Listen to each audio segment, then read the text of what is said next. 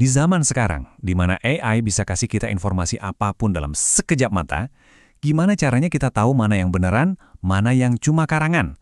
Nah, hari ini kita akan bahas tuntas soal ini. Kita akan bongkar semua tantangannya, dan yang paling penting, kita akan persenjatai diri kita dengan alat-alat yang tepat buat riset yang bisa dipegang. Yuk, kita mulai.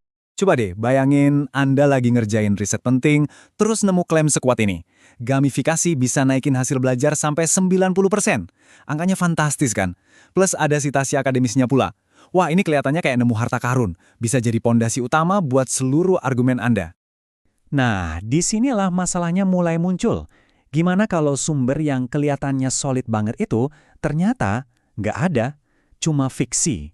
Inilah jebakan yang, jujur aja, lagi banyak banget ditemuin para peneliti di era AI sekarang ini. Penting banget buat kita kasih nama monster yang lagi kita hadapi ini. Inilah masalah utamanya yang akan kita kulik hari ini. Halusinasi AI. Dan ini bukan sekedar salah ketik atau error kecil loh. Ini adalah jebakan serius yang bisa langsung menghancurkan kredibilitas seluruh pekerjaan kita.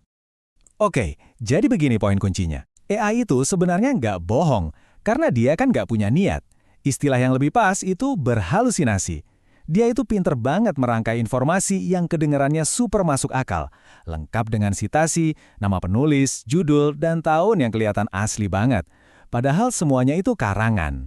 Nah, ini sering banget kejadian kalau kita pakai AI yang umum, yang nggak didesain khusus buat riset akademis. Makanya, untuk bertempur di medan perang informasi yang baru ini, kita nggak bisa pakai alat sembarangan.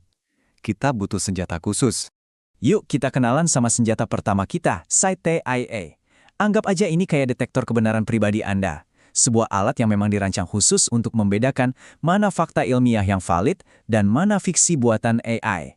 Dulu nih ya, kalau kita lihat angka sitasi sebanyak ini, pasti kita langsung kagum. Wah, makin banyak yang kutip, berarti makin penting nih papernya. Kira-kira begitu kan? Tapi zaman udah berubah. Angka doang sekarang nggak cukup. Disinilah letak perbedaannya. Seperti yang bisa kita lihat, metrik lama di sebelah kiri itu cuma hitung berapa banyak sitasi. Udah gitu aja. Tapi Site.AI mengubah total permainannya dengan metrik baru di sebelah kanan. Dia nggak cuma nanya berapa banyak, tapi bagaimana paper itu dikutip. Apakah sitasi itu mendukung klaimnya? Cuma menyebutkan sambil lalu? Atau justru membantah? Tiba-tiba, konteks jadi yang utama. Menggunakan alat seperti ini itu artinya kita melakukan sebuah lompatan besar. Kita nggak lagi sekadar jadi kolektor informasi, tapi kita naik level jadi validator kebenaran. Ini adalah keahlian riset di level selanjutnya. Oke, setelah kita berhasil kumpulin sumber-sumber yang valid dan bisa dipercaya pakai Site, terus apa langkah selanjutnya? Nah, inilah saatnya kita panggil senjata kedua kita, Claude. Jadi apa sih yang bikin Claude ini istimewa? Jendela konteksnya yang besar banget.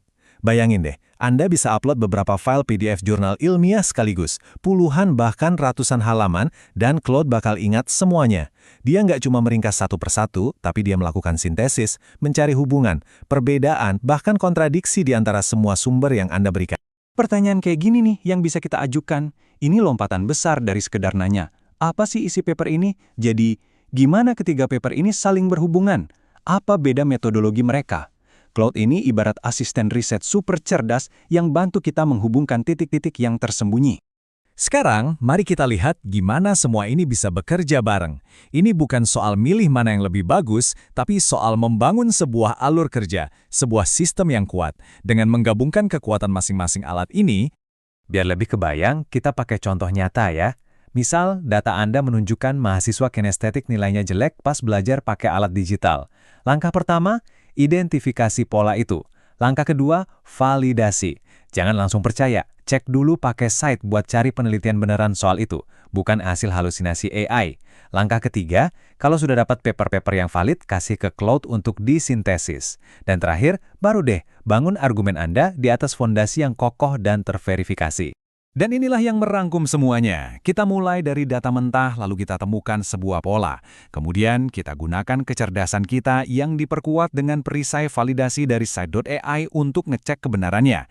Baru setelah itu, kita bisa membangun argumen yang solid dan kuat. Inilah riset modern. Jadi, apa inti dari semua ini? Sederhana.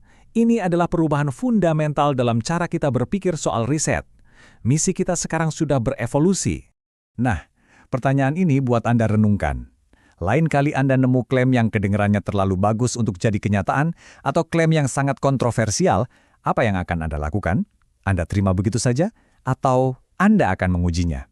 Dengan alat yang tepat, Anda bukan lagi cuma konsumen informasi, Anda adalah seorang penguji kebenaran. Dan inilah pemikiran penutupnya.